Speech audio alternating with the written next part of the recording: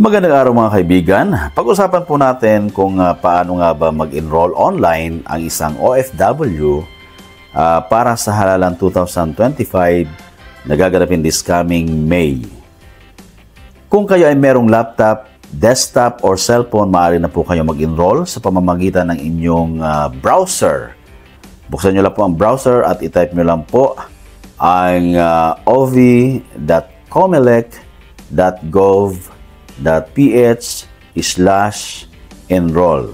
At pagkatapos niyan, automatic lalabas po ang Internet Voting Enrollment Form kung saan pwede kayong mamili ng gagamiting valid ID. Meron po tayong Philippine Passport, Seaman's Book, PhilSys ID, IBP, or driving license, Philippine driving license of course. So once nakapili na kayo, make it sure na nasa tabi nyo siya. And of course, kailangan nyong gumawa ng password, a combination of letters and numbers. And of course, pwede nyo rin gamitin yung uppercase, lowercase, and special characters para mas strong yung password mo. And make it sure na hindi nyo siya makakalimutan, ano? At para hindi makalimutan, mas makabubuting isulat nyo sa isang papel at itago nyo kung saan hindi nyo rin makakalimutan, of course. So, whatever happened, at least meron kayong naisulat. Kasi itong password na to ay magagamit nyo every time na boboto kayo sa national election, lalo na pag nasa ibang bansa kayo.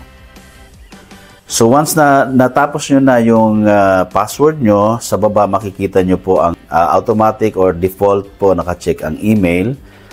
Kung ako sa inyo ay i-check nyo rin yung mobile number. Ibig sabihin, pwede nyo pong gamitin. Kapag nagka-problema kayo sa email, pwede nyo gamitin yung mobile number. At pag may problema kayo, nagpalit kayo ng mobile number, pwede nyo gamitin ang email address.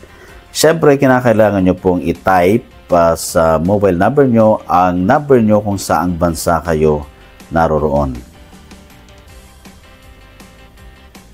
At pagkatapos niyan, syempre kinakailangan nyo rin po i-type ang email address nyo mismo. So since chinek nyo yung mobile number and email address, you have to provide the details for both. At syempre sa baba, kinakailangan piliin nyo rin kung saang embassy nandun kayo. Syempre, since andito tayo sa Qatar, pipiliin natin yung Doha, PE. Syempre, huwag nyo hanapin yung Qatar, PE. Wala pong Qatar, PE. And pagkatapos po nyan, ay kinakailangan i-check nyo yung box. It means sumasang-ayon kayo sa mga binigay nyong details. You give consent to the processing of your personal information by the Commission on Election. So pagkatapos nyan, i-click nyo na po yung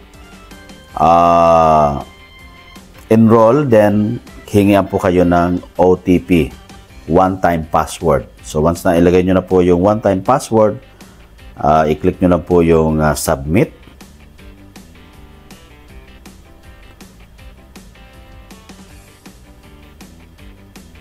Yan, itapat nyo lang po yung passport nyo sa camera, then picturean, click continue. So kapag okay po siya, next step po ay automatic i-detect niya po yung mukha nyo. Ayan, pwede din naman manual. Kung hindi kayang automatic, ay manual po, pwedeng gamitin.